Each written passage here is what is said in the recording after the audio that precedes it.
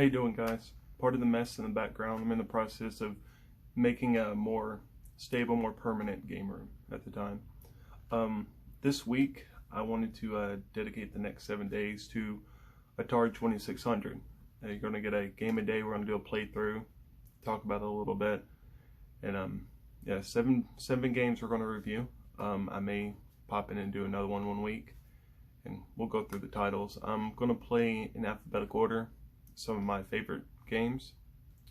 So with that, we're going to start with Aquaventure. So let's get started. The first time I ever heard or seen anything about this game was an old book called Arthur's Computer Adventure. It's the first time I ever seen anything like this game. It's pretty straightforward. You've got to make your way down towards the bottom, avoid the walls and the different kinds of fish, grab the treasure and make it back up to catch a ride on a mermaid.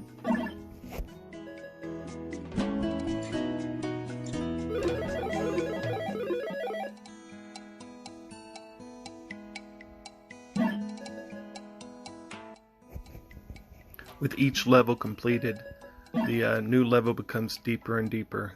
You have more frames and rooms to go down into to grab the next treasure to make your way back up. You're also fighting against a timer of sorts. At the very top you see a turtle heading to the right. That is your air supply. So you want to make it back to the top with the treasure before you run out of air. While avoiding the fish and the walls and possibly torpedoes, you can kill the sea creatures with the gun you have. However, it's not always accurate and you sometimes get killed trying to kill them. But once you kill the fish, they turn into a rocket that blazes across the screen faster than the rest of the fish.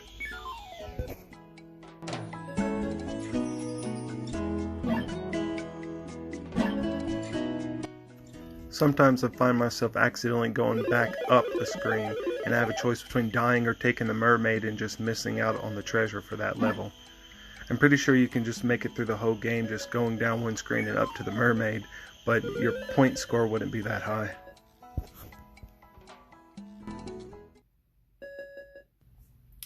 Okay, since Aquaventure was pretty short, it wasn't too much really to show other than how to play the game. The map kind of changes, but it's pretty straightforward. We're going to do one more game, so I'm going to make this a two gamer for this video. This one is Adventure, which Venture 2 I think this one is. It's Venture 1 and Venture 2 is pretty much the same thing. I think the layout's a little different, but it's basically the same gameplay. So we're going to check out Adventure 2.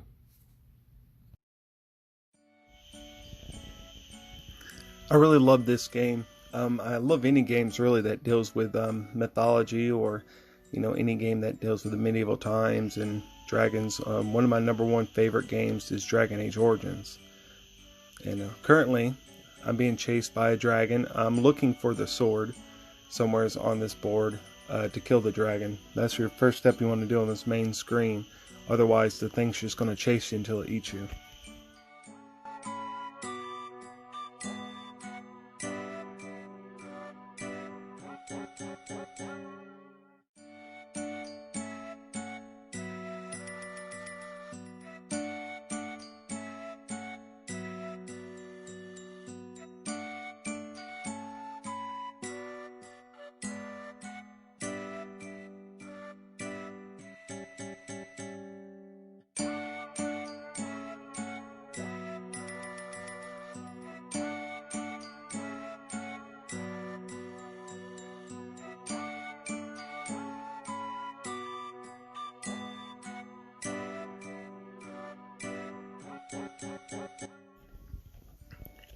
Finding the sword, we can now kill the dragon and safely wander through this first part to find the key to open up our first castle.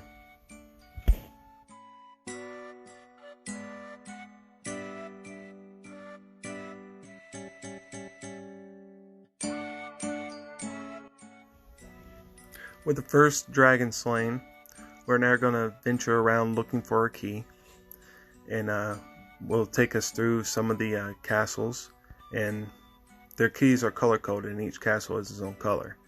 and in order to progress through the game you must go through all the castles.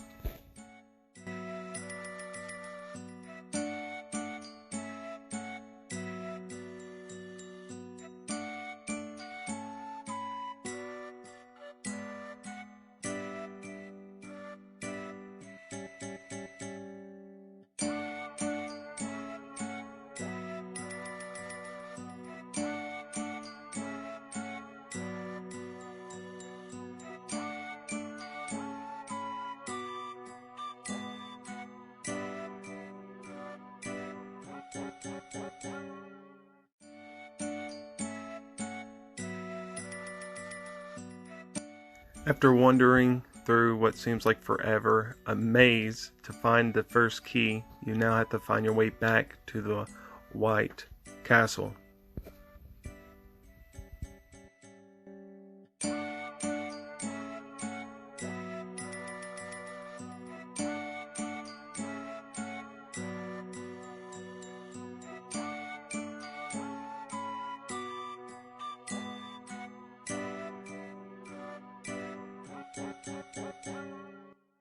When you finally make your way back, you open the door to grab the green key just to backtrack all the way back to the green castle to open up into your first dungeon-like setting.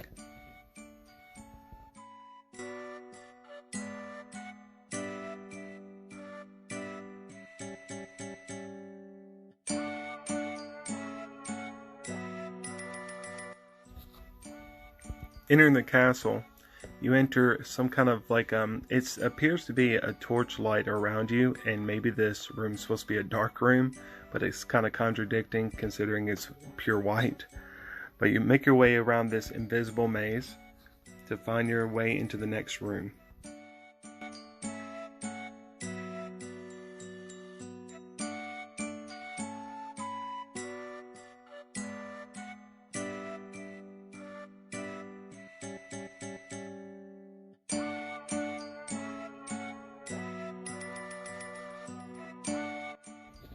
I found a blue key laying in this castle, which at this moment does pretty much nothing.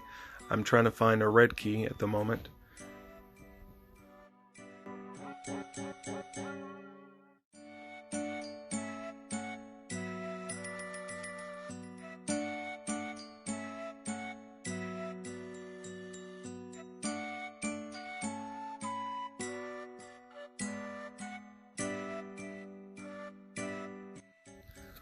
Following along the blue maze in this castle, we eventually find the red key, and it's guarded by another dragon.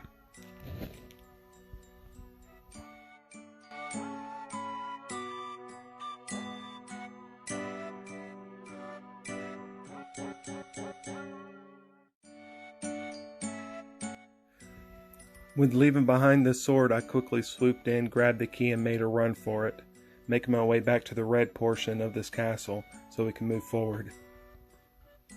You can toggle back and forth between two items to get them where you need it to be, but just for a quick playthrough I didn't bother to do so. This game was pretty well done for its time, and even though the graphics are real low, I think that even for today, this is still one of the greats.